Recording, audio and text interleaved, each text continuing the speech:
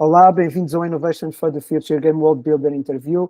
Hoje com a Patrícia Leite. Patrícia, grato por teres aceito o convite para conversar comigo sobre um tema que é novo para ti, mas é muito antigo, não é? Neste sentido, que tu já trabalhas há muito tempo nele. A palavra que estás a usar é que é nova e que me deixa muito curioso, bodyfulness.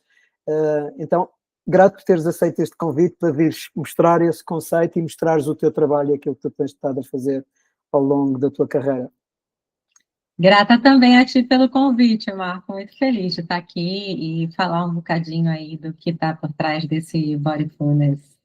Olha, se calhar começamos mesmo por aí. O que é para ti? Como é que tu explicas nas tuas palavras o que é bodyfulness? De uma forma muito simples, é como que eu sinto esse corpo, como que eu me preencho de mim mesma, né? Então, é perceber que corpo é esse que eu tenho, que como que eu me sinto, como que eu me estruturo nele, como que eu percebo, né, se eu tenho alguma tensão muscular, se eu não tenho, qual é o meu tamanho, qual é a minha profundidade, é literalmente da pele para dentro, como que eu me sinto da pele para dentro, para além do que o espelho me reflete. Uma coisa é que o espelho reflete, outra coisa é como eu me sinto.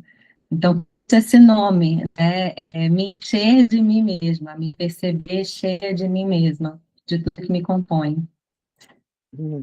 Grato, Patrícia. Eu já fiz trabalho contigo dentro deste contexto do bodyfulness e gostava de trazer aqui a minha experiência. Sim, é um habitar do corpo e do meu corpo, mas é um habitar do meu corpo na vida, no contexto da ação, do meu movimento, de eu perceber como é que eu me sento e qual é a consequência de eu me sentar de determinadas formas, como é que eu me mexo, como é que eu estou de pé, como é que eu estou sentado, como é que eu estou deitado. Portanto, é quase uma atenção presente ao corpo na perspectiva da sua estrutura, do seu movimento, da forma como bloqueia a energia ou permite a passagem de energia, da forma como estimula os meus pensamentos ou não, as minhas emoções. Portanto, é de facto uma consciência do corpo em ação no seu todo.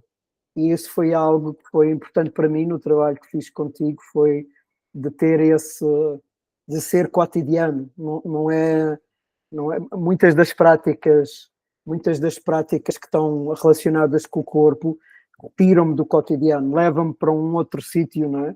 Ou na marquesa, ou na dança, ou no tapete de yoga. Portanto, há um retirar do espaço do cotidiano, não é? Para eu poder fazer coisas e lidar com coisas.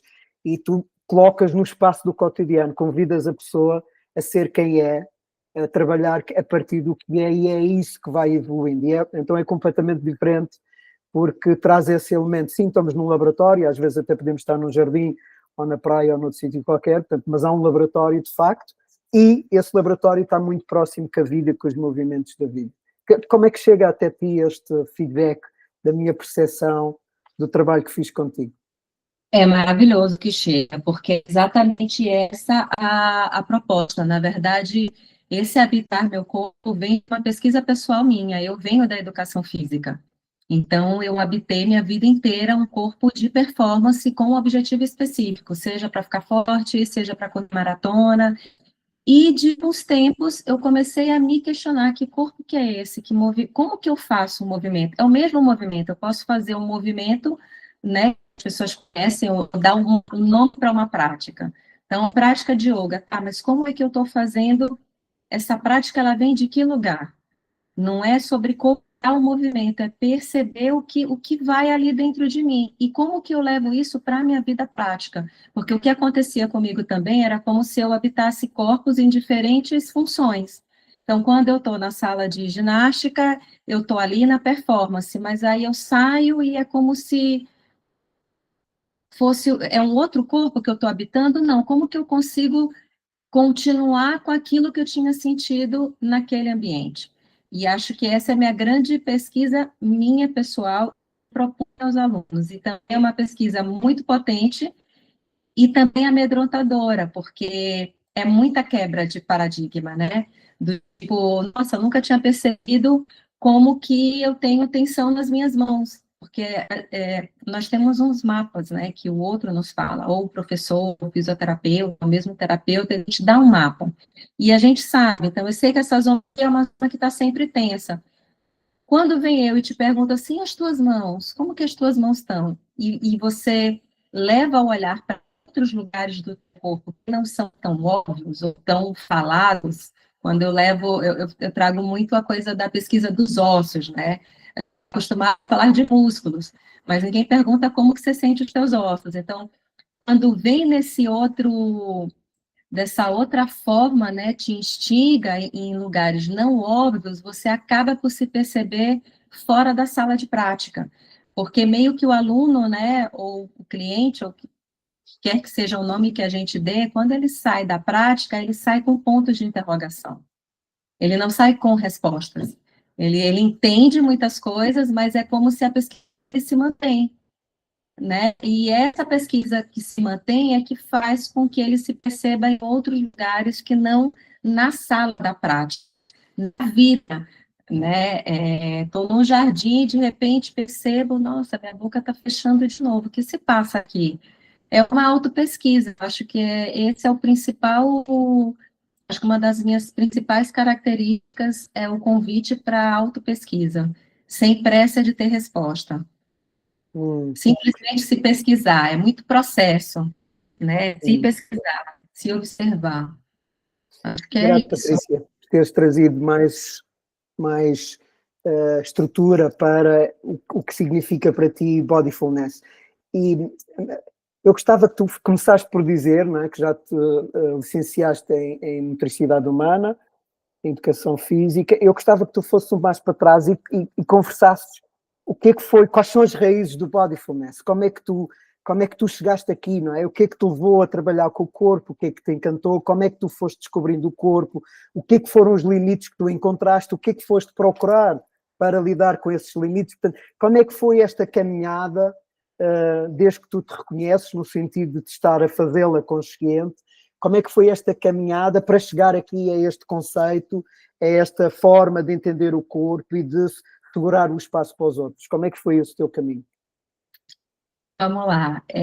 A Patrícia sendo a Patrícia, né? Essa tua pergunta me emociona, porque é ver essa linha de como o trabalho é autoral, né? Porque o Bodyfulness, ele surgiu a partir da minha reconexão com a minha essência bailarina. Na verdade, eu cheguei no corpo com o balé, então eu comecei a dançar aos 4 anos de idade. E tinha esse sonho, achava que ia ser bailarina, e ainda foi me levando para outros lugares, mas de alguma forma eu me mantinha conectada a essa pesquisa com a dança. Sim, tinha algo que me incomodava, que era dançar movimentos que eu sentia que eu queria fazer alguma coisa diferente. Então, eu sempre fui muito. Eu lembro do meu professor de dança me direcionando muito na posição, por exemplo, das mãos. Eu fiz muitos anos balé clássico. Balé clássico tem uma forma muito grande de exigência. E eu era ok, eu sempre me pedia, mas na hora do espetáculo eu sempre fazia alguma coisa diferente. Porque tinha uma coisa de expressão, né? E aí fui experimentar outros tipos de dança também. Experimentei a capoeira. Capoeira para mim era uma grande brincadeira. E era engraçado porque eu também percebi a capoeira a partir de um outro lugar, a partir do lugar da brincadeira. E não da técnica que é a capoeira. Para mim, era muito claro que as raízes do movimento sempre estavam ligadas com a brincadeira e com algo muito primitivo, mas eu não tinha esse entendimento. Ou eu sei nomear, mas naquela época eu não sabia. Então, era experiência.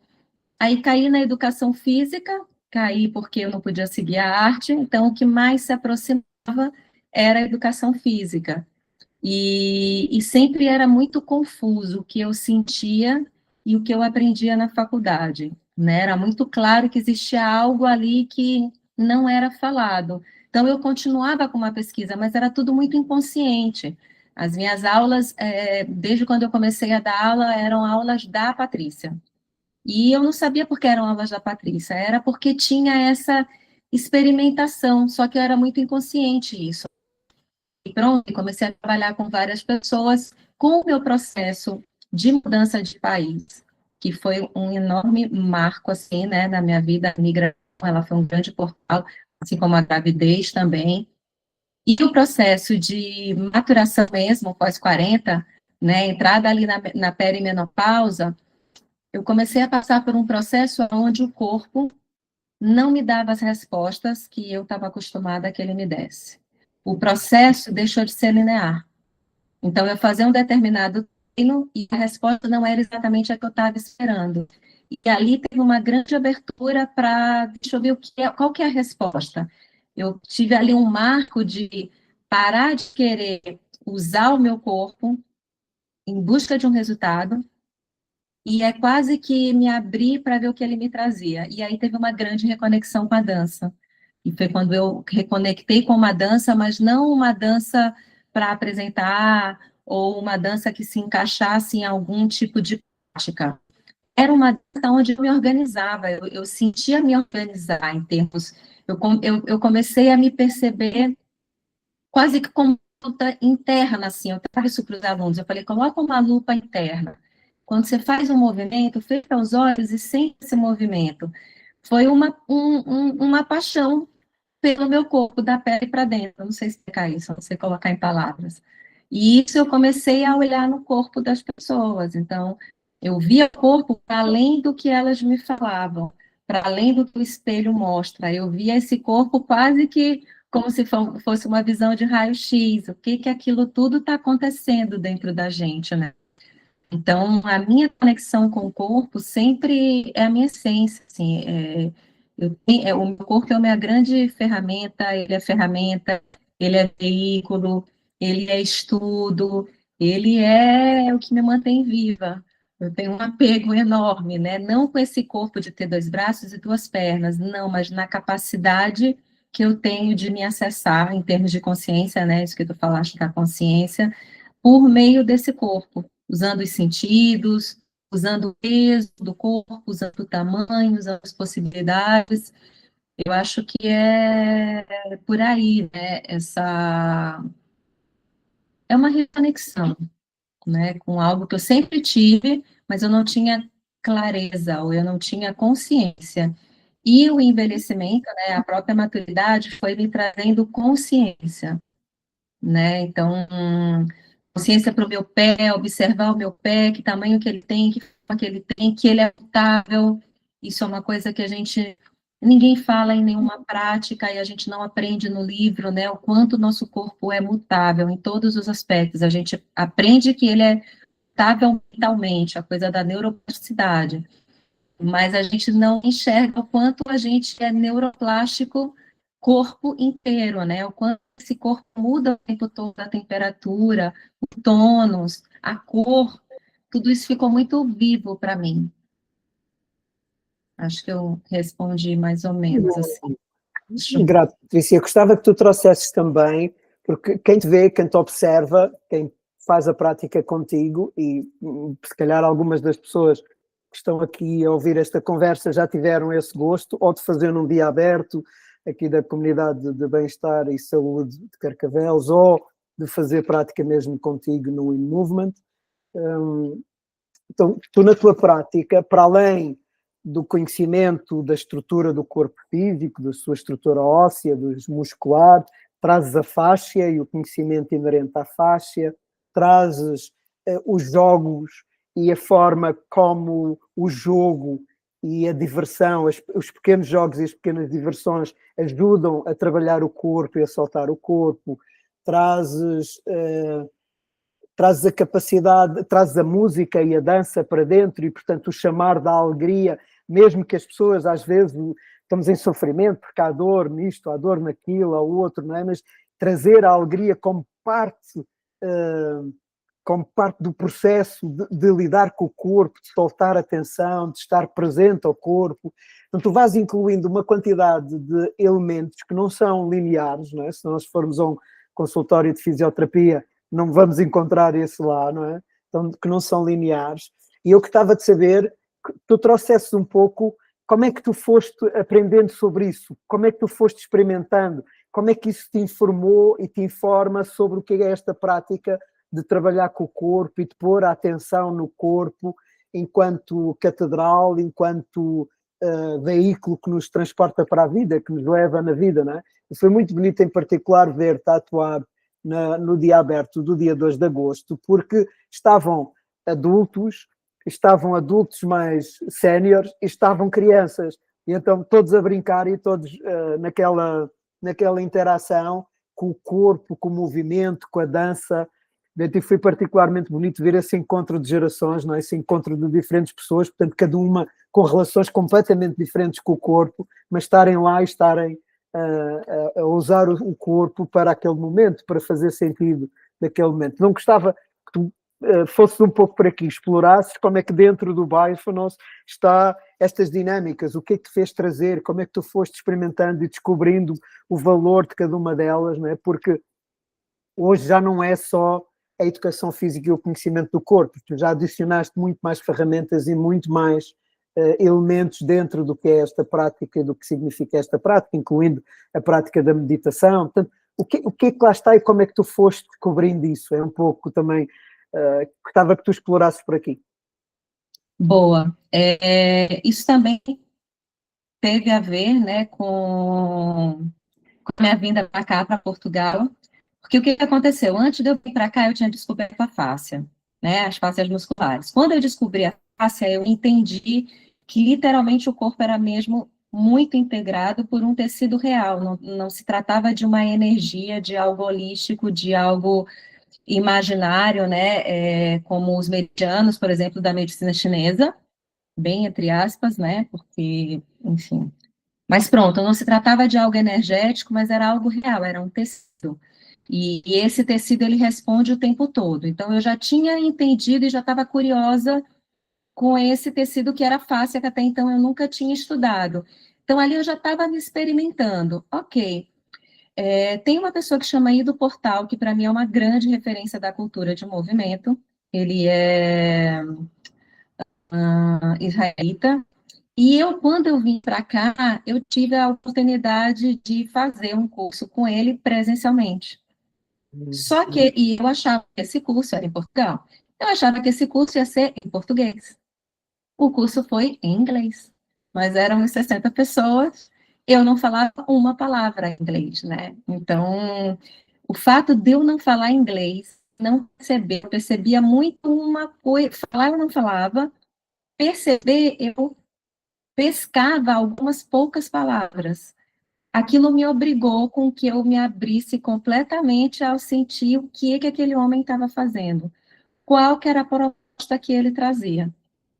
Então, ali eu comecei a jogar, ele traz muito essa coisa do jogo, mas é um jogo com mais estrutura. Como eu não tinha linguagem, eu fiz o meu próprio jogo. Então, para mim foi uma grande brincadeira, deixa eu ver como é que eu exploro isso daqui. Então, eu lembro uma das coisas que ele falava para mim, ele fala, Paty, você está sempre rindo. As pessoas estão preocupadas em fazer a performance e você está rindo. De que tanto você ri?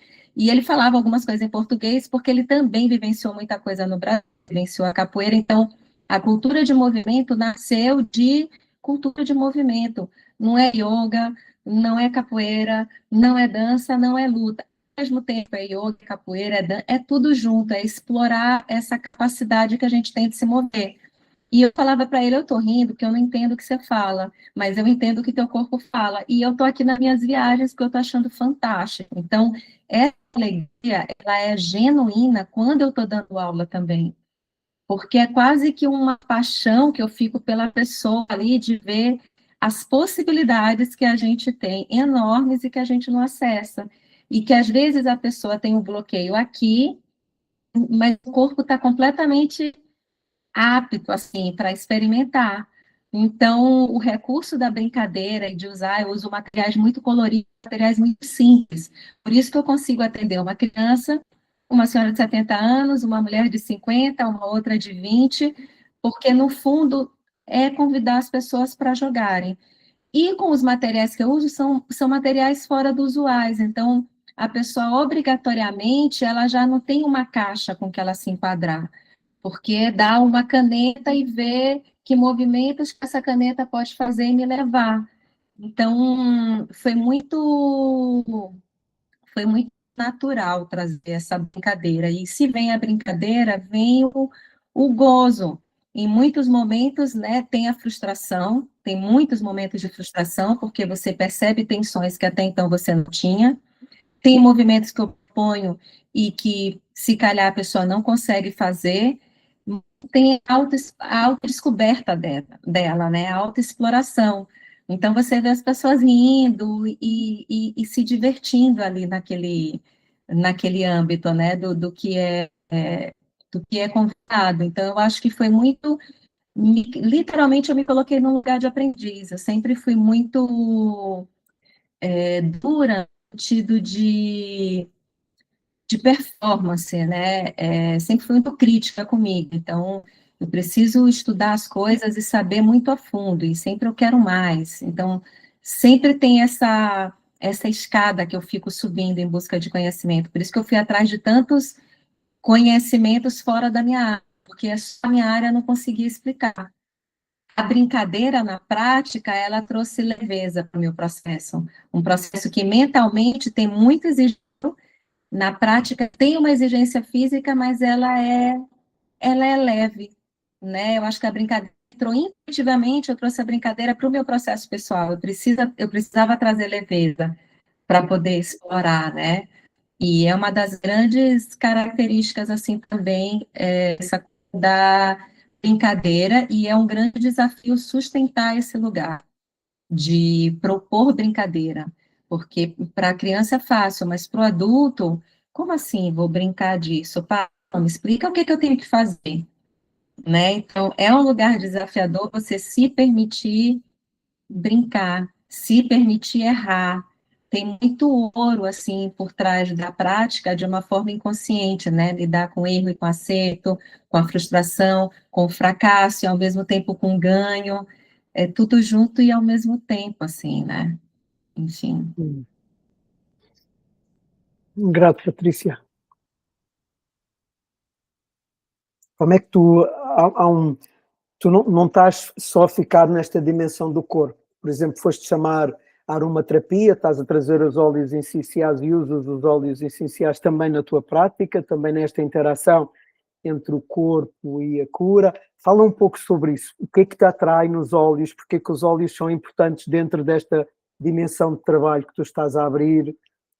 Fala um pouco sobre isso.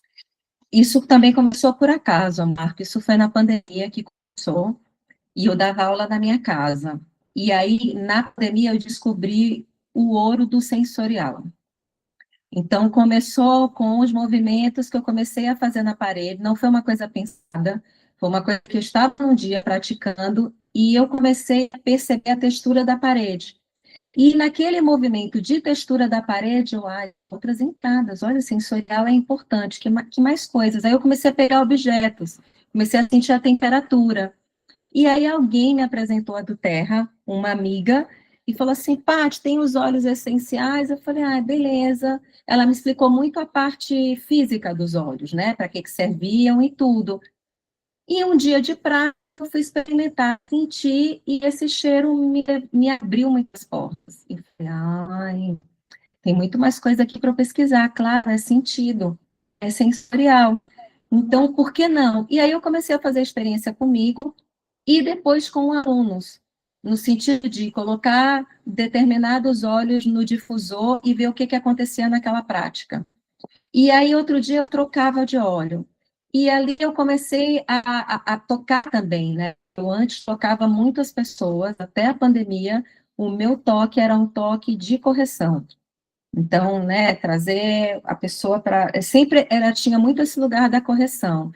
Na pandemia, foi uma outra desconstrução também, eu acho que né, do meu trabalho, estou me dando conta agora. Eu percebi que essa mão não era sobre corrigir, era sobre acolher, porque a gente estava carente de acolhimento, de algo maior, né? Então, esse vínculo apareceu muito claro para mim. Eu já tinha vínculo com as pessoas, mas eu não tinha consciência. Ali apareceu que existia um algo a mais que eu precisava validar. E os olhos me ajudaram muito nisso, né? As pessoas às vezes sentiam o cheiro e mudava completamente o movimento dela. Eu comecei a passar no corpo, comecei com os rolões, porque eu comecei a fazer massagem nas pessoas, né, com essa ideia de trazer presença para o corpo, né, na pandemia eu senti uma grande diferença dos corpos como um todo, aí mesmo que eu acho que a gente se desabitou muito por conta, pronto, do online e tudo, então os olhos me ajudaram com que as pessoas viessem mais para elas mesmas, e esse ano eu acabei montando a minha, a como é que chama? A minha marca de sinergias, que eram coisas que eu nem tinha pensado, porque eu usava como recurso. Então, eu tenho vários recursos, os brindes são recurso, a textura da parede era um recurso, o óleo era um recurso, o chá, eu tenho chazinho, não é qualquer chá que eu vou fazer, sempre nesse intuito de quanto mais eu conseguir despertar a pessoa, eu vejo muito dessa forma, qual a diferença de um corpo presente em mindfulness e um corpo ausente de si? Eu utilizar ou não os meus sentidos. Simples assim. Então, o que, que eu estou olhando, o que, que eu estou cheirando, o que, que eu estou ouvindo, o que, que eu estou tocando, e isso são esses sentidos externos e sentidos internos também. Aonde é que eu estou sentindo? Ah, eu estou sentindo tristeza e fico falando da minha tristeza. Onde que ela está no teu corpo? Ah, não sei onde ela está. Então, vamos tentar, né? Então, é esse sentido interno, que é a propriocepção, a interocepção, né? Dando um nome aí científico, para quem é mais científico, e esse sentido externo, e pronto, então eu estou bem com essas sinergias, porque foram coisas que eu fui utilizando e que realmente para mim são recursos. Não é que eu não consiga chegar nos lugares sem usar os olhos, não, eu consigo, mas se eu tenho um recurso que facilite o meu caminho, por que não? Mas sempre tendo clareza de que é um recurso, né? O veículo principal sempre você, eu comigo mesmo. Eu instigo, né, a pessoa a se habitar, independente dela não conseguir mais sentir uma textura, dela não ter um cheiro para ajudá-la, né? A gente tem essa capacidade intrínseca, todo mundo tem. É só uma questão de sair da anestesia, né? E eu vejo que é muito fácil a gente se anestesiar ou se distrair, né? Tudo nos convida a isso, né? Tudo nos convida à distração e tudo nos convida à anestesia. Então, é um processo, é estar junto ali os ceguinhos que estão em busca da mesma coisa para se fortalecer em comunidade, uma comunidade que queira estar presente com tudo que isso signifique de bom e de ruim. Os olhos foram assim, foi por acaso que entrou mesmo. Outro dos aspectos que tu trabalhas, uma das coisas que tu fazes é tu organizas peregrinações. E a peregrinação tem essa dimensão espiritual, não é? Daí o nome que ela nos traz já traz essa coisa, mas também tem o corpo. O corpo é o veículo que está em peregrinação, não é? Eu e o meu corpo, eu comigo próprio, não é? Com os meus limites e todos os planos. Fala um pouco sobre isso também, sobre como é que chegou isto até ti, como é que isto se relaciona com o teu trabalho, como é que a partir do corpo se vive esta dimensão de ir para o mundo espiritual e para o trabalho consigo próprio, não é? Sim, sim. Também foi por acaso, não foi uma coisa pensada. Eu tenho percebido que quanto mais presença eu tenho trazido para o meu corpo, mais espiritual é a minha vida. É engraçado, porque muda completamente o conceito de espiritualidade. Espiritualidade não está lá, não está longe, não está no sutil. Eu tenho uma frase que é bem polêmica, que é, eu não sei se eu tenho uma alma, aonde é que está a alma? Ela está dentro de mim, ela está no sutil ou ela está encarnada, né? Porque é isso que eu, Patrícia, sinto, quanto mais presente, mais espiritual, mais conectada com essa força espiritual dentro de mim e fora ao mesmo tempo, é uma coisa só. E aí surgiu o convite para eu fazer essa peregrinação a Santiago, foi a primeira vez que eu fui, tem 2 anos atrás, mentira, tem 1 ano atrás, 1 ano e meio, e uma amiga ia, porque era a vontade dela, e ela me chamou, e eu nunca tinha pensado, eu falei, vamos, e ela veio me procurar para eu treiná-la. E ali, eu não sei por que eu dei aquela resposta, eu falei, olha, eu te treino, mas algo me diz, baseado em nada, porque eu nunca fiz uma peregrinação, mas algo me diz que não é sobre esse treino físico. Eu acho que não é por aí, eu acho que não é se preparar fisicamente. E aí o que eu mais escuto das pessoas é, você falar isso porque você é professora de educação física. E eu falo, gente, eu juro que não é daí a minha resposta. É de uma sensação. Beleza, fomos no caminho. O que eu mais vi foi aquela sensação que eu tinha, a resposta para aquilo. Ou seja, eu vi pessoas jovens, muito bem treinadas, simplesmente tinham bolha no pé, o que se machucava, que quebravam, como a gente fala no, né, no português, nessa área do desporto. E vi pessoas muito velhas, pessoas que você olhava com 500 mazelas, e você falava, essa criatura não vai caminhar. E ela fazia o caminho. Falei, estou falando, o caminho não é só físico. O físico é meu veículo, mas tem uma força que essa força é onde você encarna mesmo a tua alma. Né, é tudo junto, não tem uma separação. E aí, quando eu comecei a caminhar, foi muito divertido. Eu caminhei com a minha mochila nas costas, né? Teve um porquê de eu levar essa mochila também. E acho importante falar, porque nem tudo que é o que é, né? Eu levei para ter a responsabilidade das minhas coisas e eu simplesmente não senti o peso da mochila. Como eu explico isso?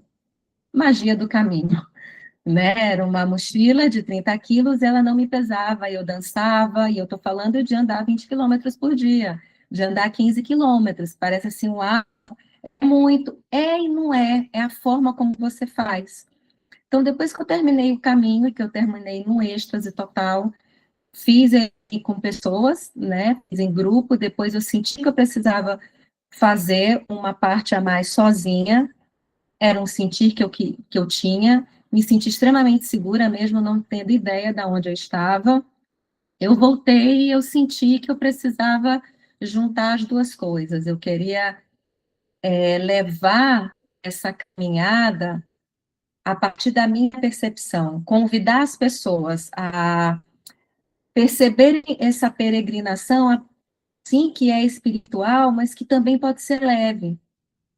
O peso da espiritualidade não precisa ser uma coisa sofrida, pode ser leve, porque eu me senti extremamente espiritual e estava leve.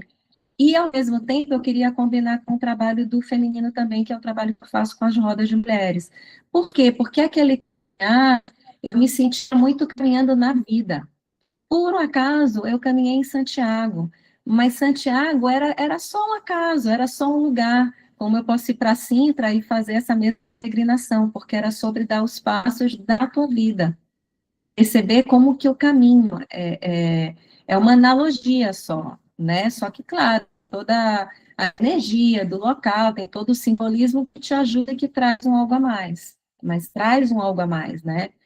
Então, foi daí que surgiu também, não tinha ideia do que ia se passar, e super correu bem. A primeira que a gente fez foi ano passado também, 6 meses depois de eu ter feito o meu caminho em Santiago. Eu levei o primeiro grupo de mulheres como outra amiga, e a gente fez a combinação. Então, tem o caminho nessa analogia de você estar com você mesmo, de você estar com seus pensamentos, de você estar contemplando a natureza à tua volta e escutando os recados que ela tem para te trazer.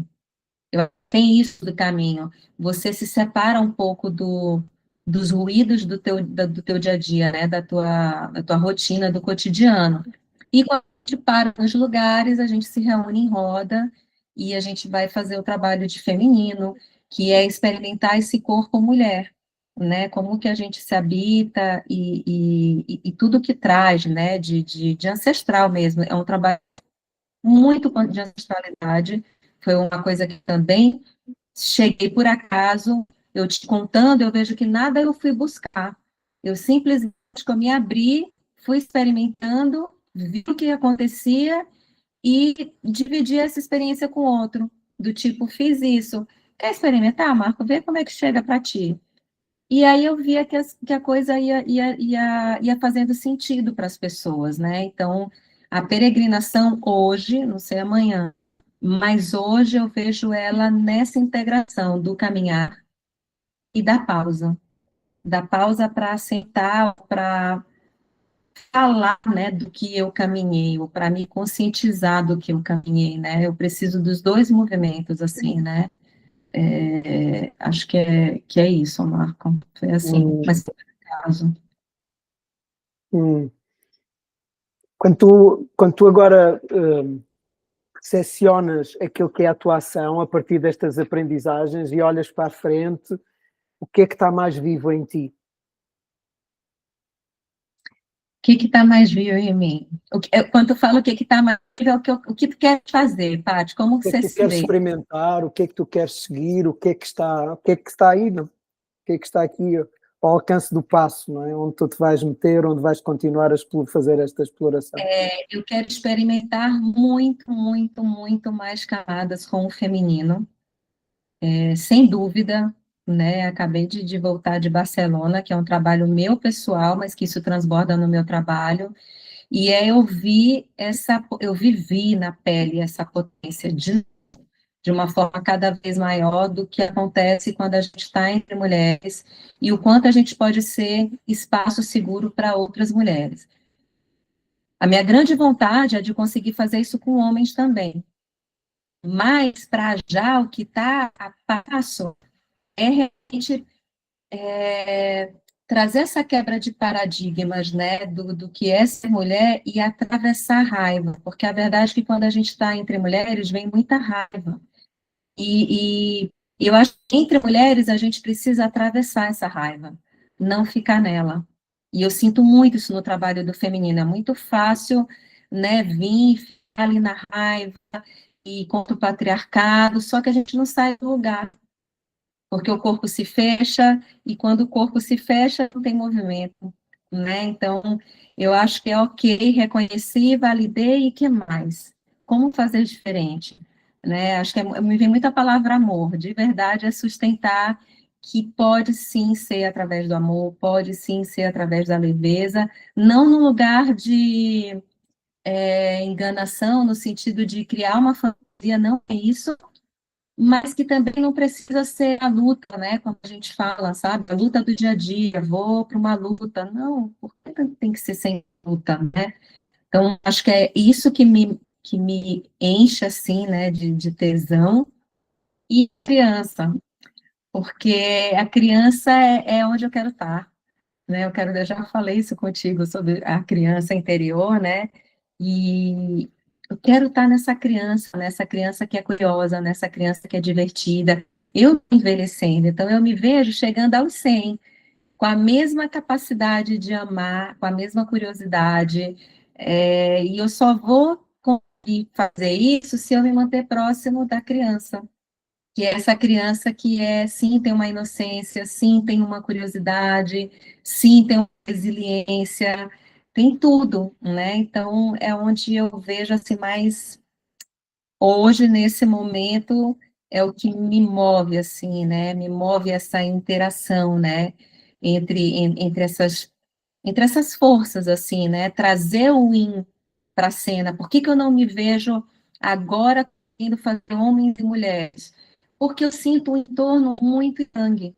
E o que que é esse yang que eu sinto? É a aceleração para a resposta, é a aceleração para responder à demanda, é a aceleração do que de qualquer pergunta que me faça. Então, sempre eu me sinto muito tocada, no sentido de precisa ser mais rápido, precisa performar, e eu estou no momento que eu quero, calma, dá tempo para ver o que emerge, isso é in, né? Então, eu vejo muito necessário o trabalho de homens, sendo feito por homens, esse curso que eu fiz, seu nome é de sexualidade, então isso é uma coisa que com certeza eu já vou trazer para a minha prática, né, num nível muito maior, não tem como não falar dela se eu estou falando de trabalho com feminino, mas eu vejo todas as mulheres fazendo isso, e o quão seria interessante todos os homens em conjunto, se descobrindo em irmandade, fazerem isso,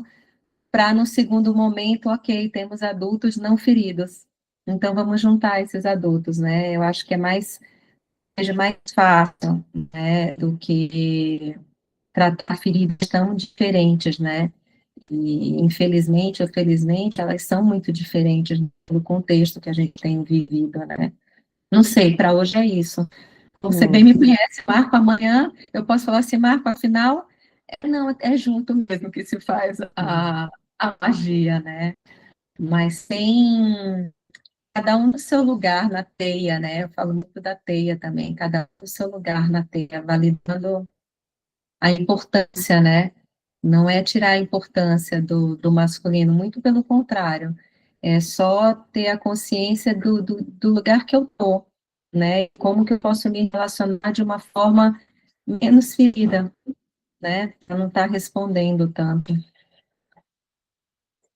Eu escutei, Patrícia, que tu hoje a tua ação está mais orientada às mulheres e ao feminino nas mulheres e que é por aí que tu queres caminhar, experimentar, continuar, pelo menos agora, não é? Neste Sim, contexto.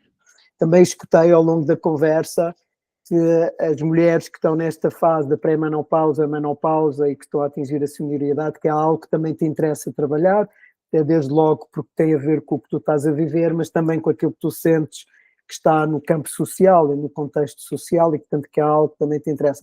Queres sistematizar um pouco onde e como tu queres trabalhar ou como é que tu estás a querer trabalhar, onde é que tu te estás a posicionar? sim, com relação a essas mulheres, é na ressignificação desse corpo que envelheceu e que está invisível e que terminou o prazo de validade e que eu fico à força querendo resgatar uma juventude que nunca mais ela vai vir, né? Então, essa é uma dor real. E quando eu escrevi o livro da menopausa, o título, né, foi isso, como que eu me movo de um corpo de dor para um corpo de florescimento. É um novo florescimento, não é o mesmo. Não é sobre estar com uma musculatura enrijecida e achar que me olhar em frente ao espelho magra ou com o corpo durinho eu vou me sentir bem. Porque somos muitas assim, e quando a gente está sozinha, por dentro você está em frangalhos. Por quê? Porque tem uma dissonância do que eu aparento e do que eu sinto.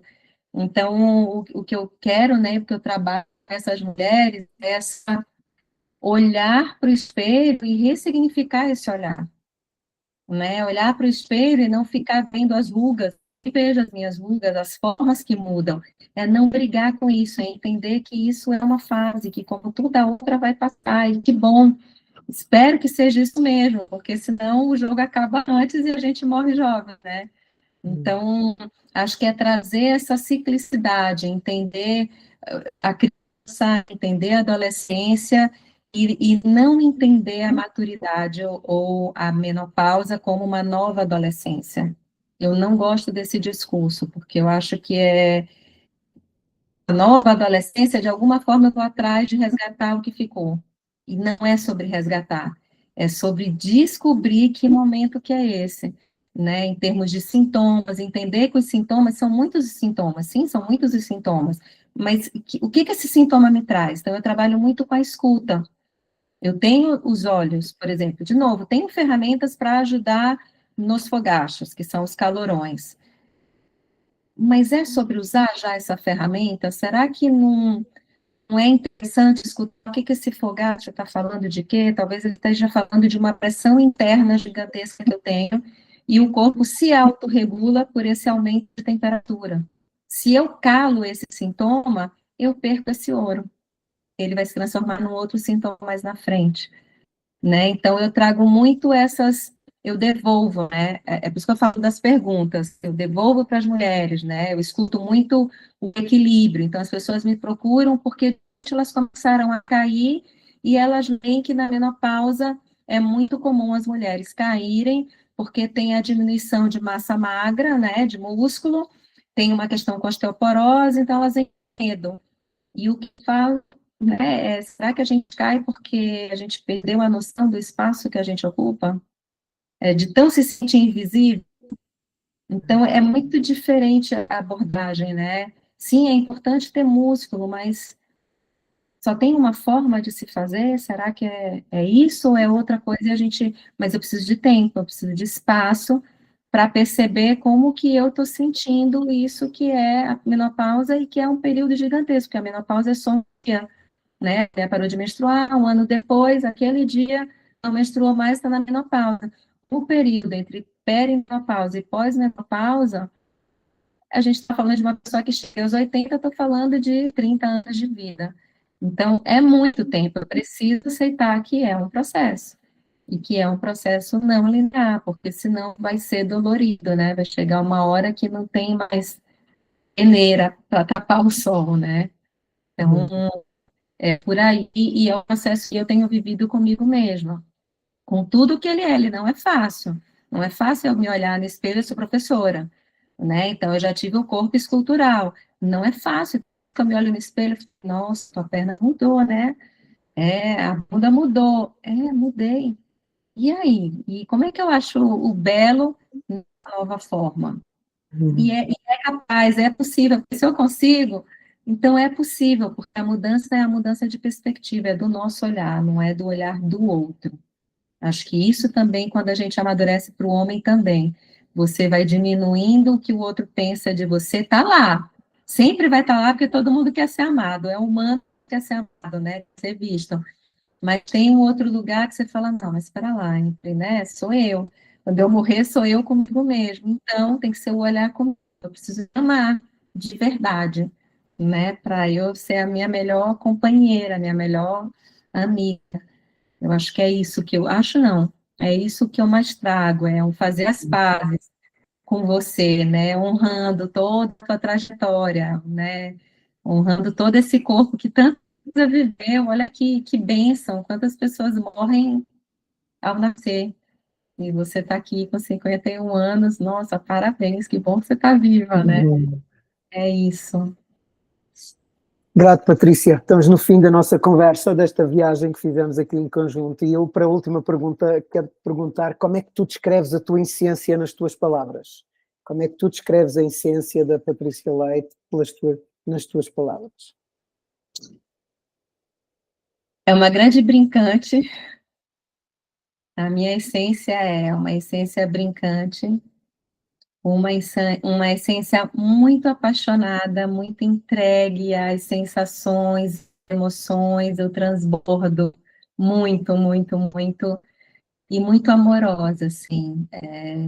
Acho que é isso, eu acho que é brincadeira, amor e entrega. Uma dança dessas três palavras, né? Porque tinha que ter dança, como é óbvio, né? É muito. Sou eu dançando, eu acho que eu dançava na barriga da minha mãe, tenho certeza. Então, acho que é isso, são três boas palavras.